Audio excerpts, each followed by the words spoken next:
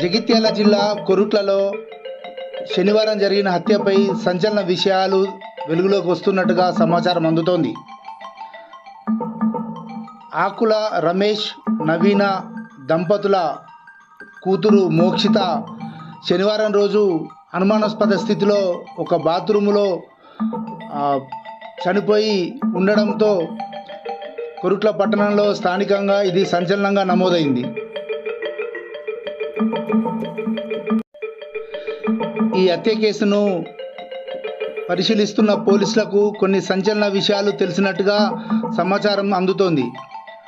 మృతురాలు baby మోక్షితకు సంబంధించిన అత్యంత సమీప బంధువులను పోలీసులు అనుమానిస్తున్నట్టుగా సమాచారం. మొహర్రం పండుగ సందర్భంగా వచ్చిన పెద్ద పులులను చూడటానికి అమ్మాయి వెళ్ళిందని, వారికి భయపడి బాత్రూంలో దాక్కున్న క్రమంలో నల్లపై పడి అనుమానాస్పదంగా చనిపోయిందని చెప్పి కొన్ని వాదనలు వినిపించాయి.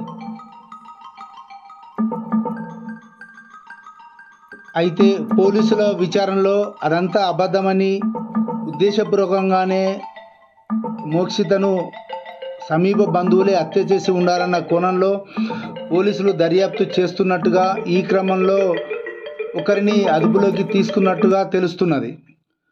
పోలీసులు చేస్తున్న ఇన్వెస్టిగేషన్పై కొరుట్ల పట్టణంలో సర్వతా హర్షం వ్యక్తమవుతోంది.